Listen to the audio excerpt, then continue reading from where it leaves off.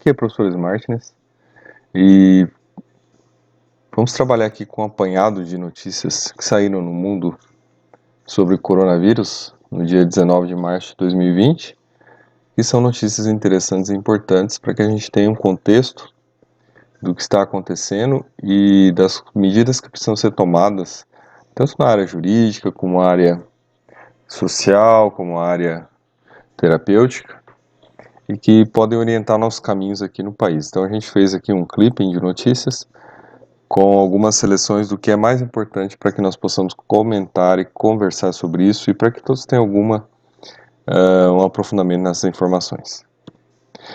Nosso primeiro clipping aqui que nós trabalhamos, ele diz respeito a questões de quarentena e internet, né? Então, uma das coisas que está sendo discutida agora é que como as pessoas estão sendo, né, convocadas a ficarem de quarentena em casa, né? Isolamento é um termo técnico utilizado para os casos onde a pessoa já está contaminada, né? Ela apresenta sintomas, então ela tem que permanecer em isolamento até que ela seja curada. E nós temos outro termo técnico que é o termo da quarentena, que é para as pessoas que não têm, né, que ainda não estão contaminadas e que então devem permanecer, né, com distanciamento social, isoladas, para que o vírus não se propague, né, que elas não sejam contaminadas.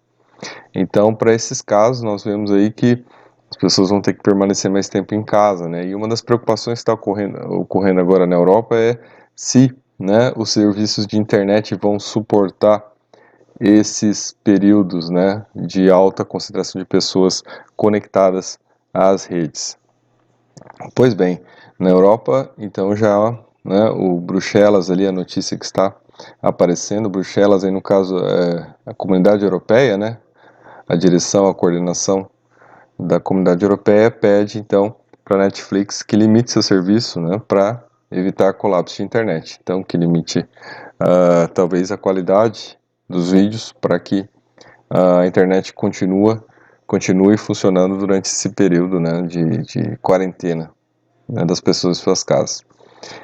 Uma outra coisa interessante, uma outra notícia que saiu, né, que está sendo observado que os casos, né, que as pessoas estão fazendo home office, né, então muitas empresas estão mandando as pessoas para casa para fazer os trabalhos em casa, e o que pode acontecer nesse home office, né, pode acontecer dessas pessoas estarem, né, conectando com os sistemas das empresas e daí pode acontecer algum tipo de hacker, né, de hackeamento das informações. Então isso é uma preocupação aí desse momento, né, inusitado, onde as pessoas vão ter que permanecer nas suas casas pelo período de quarentena, né, para a questão do não propagação do vírus. E passando agora para mais um slide aqui, mais umas notícias importantes.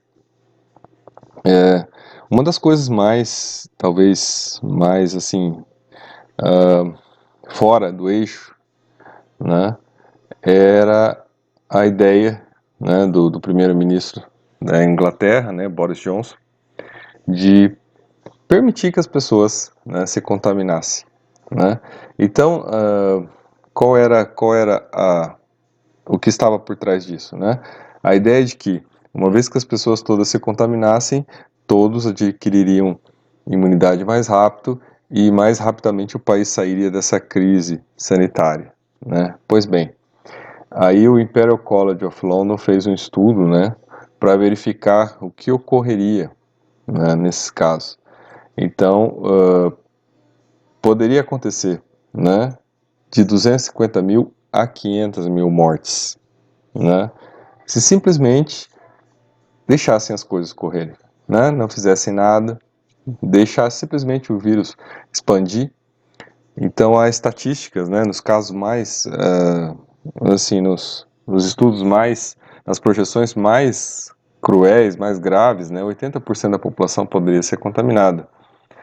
Então, na hora que se imagina que 80% da população pode ser contaminada, mesmo que os casos graves representem 4% da população, né, lembrando que na Itália eles estão representando 8% da população, então a gente percebe que é algo insensato, né? Tanto que a partir do momento que foi demonstrado isso, não o Boris Johnson já mudou de ideia, né?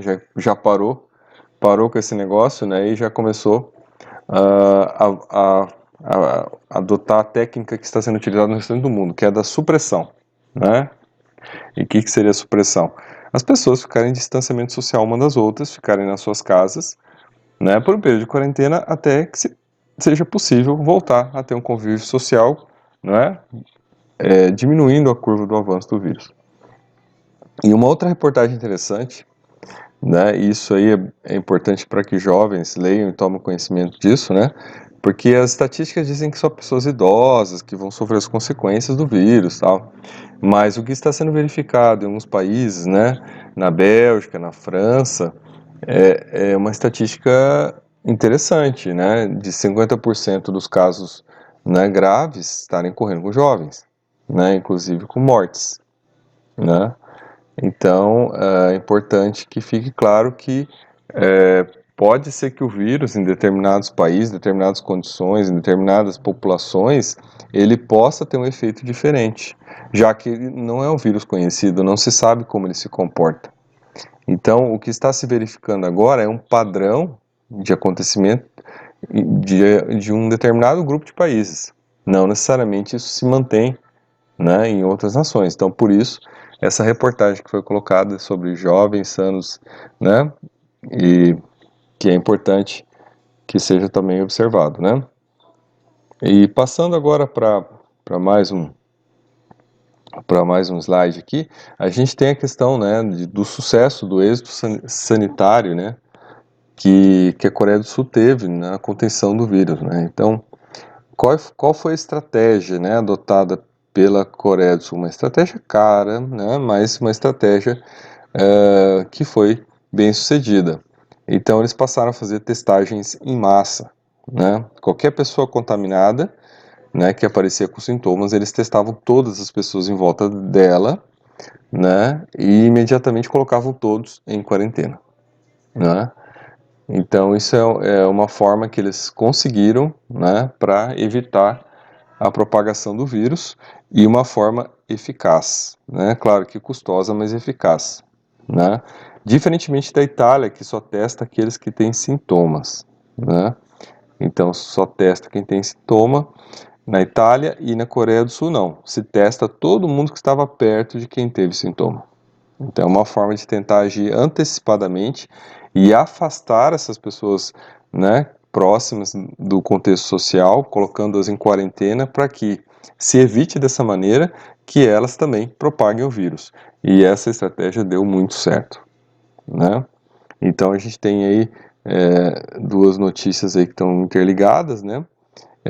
Porque a ideia é essa, né? É atrasar e conter o avanço, né? Para quê? E aí nós chegamos nos próximos slides aqui, que tem a ver com esses outros, né? Que eles explicam isso. Para quem ainda não entendeu, para quem ainda não leu, né? É só observar o caso da Itália. Na Itália, só ontem morreram 500 pessoas, né? Foi o dia que mais morreu pessoas na Itália. E o que aconteceu? Né? Simplesmente não se preocupou com o avanço do vírus e ele obteve um pico, né? E esse pico, pode ser visto aqui no gráfico, ele avançou para além da capacidade dos sistemas de saúde da Itália. Então, o que aconteceu? Muitas pessoas acabaram tendo, né, sintomas graves e o atendimento não foi possível, né? Tanto que saiu uma outra reportagem ontem dizendo que eles estavam tendo que selecionar quem recebia o atendimento e as pessoas com mais de 80 anos de idade estavam sendo deixadas para morrer. E há outras reportagens dizendo, né, de igrejas que se tornaram necrotérios, que os corpos tiveram que ser deixados lá, e o problema grave que isso está gerando, né? A Itália é o segundo país do mundo que tem mais idosos depois do Japão.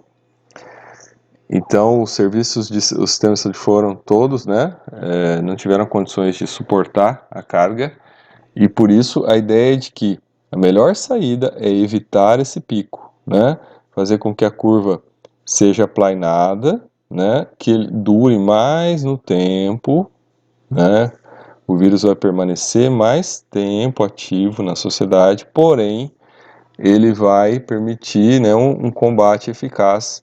Os sistemas de saúde terão condições de arcar com a quantidade de pacientes que forem tendo sintomas pouco a pouco. Então essa foi a estratégia mais adequada, né, mais correta até o momento para se enfrentar esse novo vírus, tá?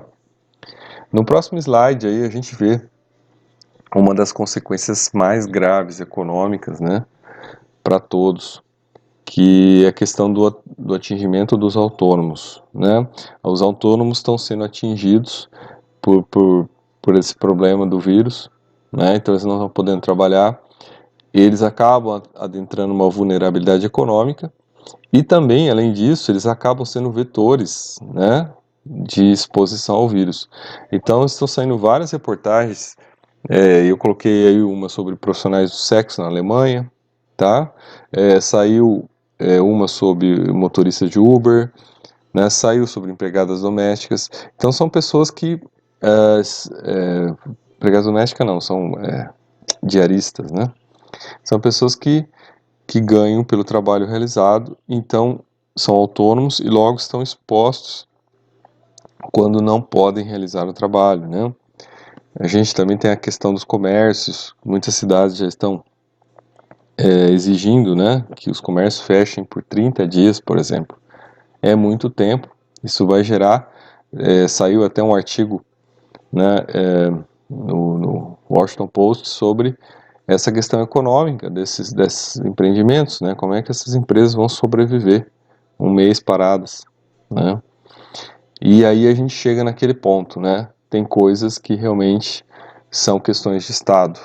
E aí você não pode querer puxar isso para uma ideia de liberdade, liberalismo, libertarianismo, porque isso aí acaba sendo ridículo no momento desse, onde você joga as pessoas, né, numa situação crítica, numa situação de vulnerabilidade.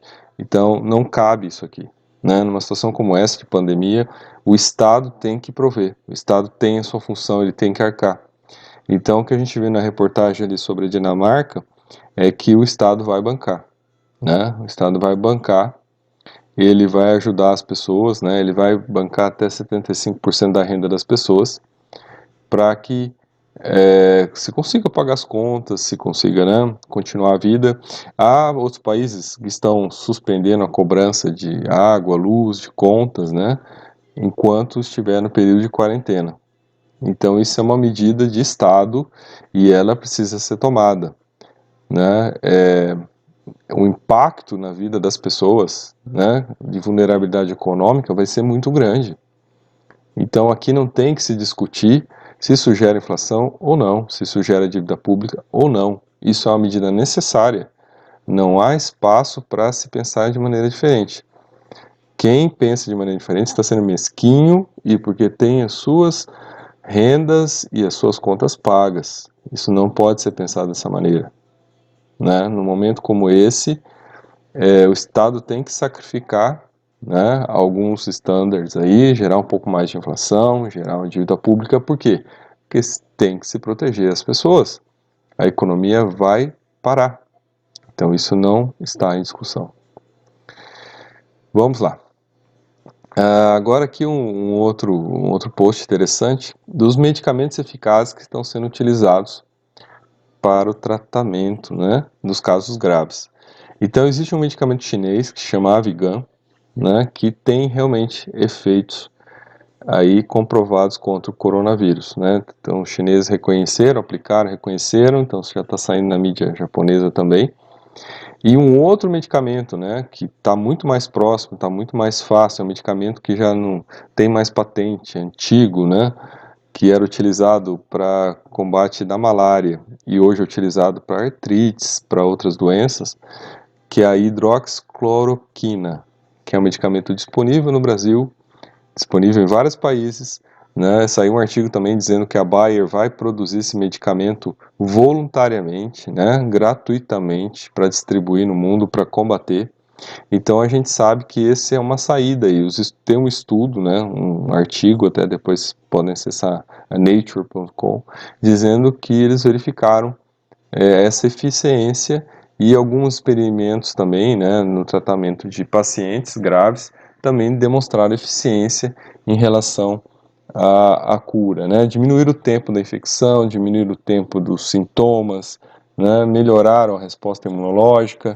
Então a hidroxicloroquina é o que está mais próximo, né, dos brasileiros em termos de possibilidade de tratamento. E para fechar aqui o nosso clipping, a gente tem aqui duas notícias interessantes, né? A primeira diz respeito, né, à compulsividade das compras, né? As pessoas foram compulsivamente às compras e alguns locais, mercados foram, né, totalmente esvaziados. E uma das coisas mais interessantes nesse processo todo foi a compra de excesso de papel higiênico, né? As pessoas saíram com fardos de papel higiênico, numa atitude totalmente irracional e não condizente com o que, né, o que se está passando. Então aí foi se analisar as síndromes que tem por trás disso, né? Então, claro, tem a questão do medo, tem a questão da insegurança e tem a questão da síndrome do Fear of Missing Out, né? Que é a síndrome de estar se perdendo algo, né? Onde a pessoa faz aquilo no efeito de rebanho, no efeito de manada, né? Sem se preocupar muito com as consequências, mais preocupada com aquilo que ela está sentindo naquele momento e de ver as outras pessoas também fazendo aquilo. E uma outra pesquisa interessante que foi divulgada, foi feita uma pesquisa para se verificar em quanto tempo, né, o vírus permanece no ar. Então, a partir do momento que uma pessoa espirra, tosse, quanto tempo esse vírus pode permanecer no ar? Então, eles verificaram que até 3 horas. Né? Então, esse vírus poderia ficar ativo no ar até 3 horas. O que é algo realmente assustador, né? E que explica muito porque os médicos, mesmo não estando mais em contato direto com o paciente, né, nos hospitais chineses, eles contraíam o coronavírus, né? Eles já saíam de perto do paciente, mas eles tiravam as proteções e aí eles pegavam, né? Porque estava ali no ar, estava aspergido ali no ar. Então, isso é uma das coisas importantes para a gente verificar a necessidade de estarmos em locais bem ventilados, né, evitarmos locais fechados, evitarmos locais com aglomeração, né, onde não circula o ar e que possa ficar ali, então, aquele, né, spray. E também para quem está doente, né, aí tem outro lado. No Japão é obrigatório o paciente que está doente usar a máscara, né, então evitar tossir em locais fechados, evitar espirrar em locais fechados e usar a máscara para não contaminar mais outras pessoas. Então esses eram nossos clipes aqui selecionados de hoje. Eu sou o professor Smartness e espero aí falar com vocês sobre esse tema importante em outros momentos.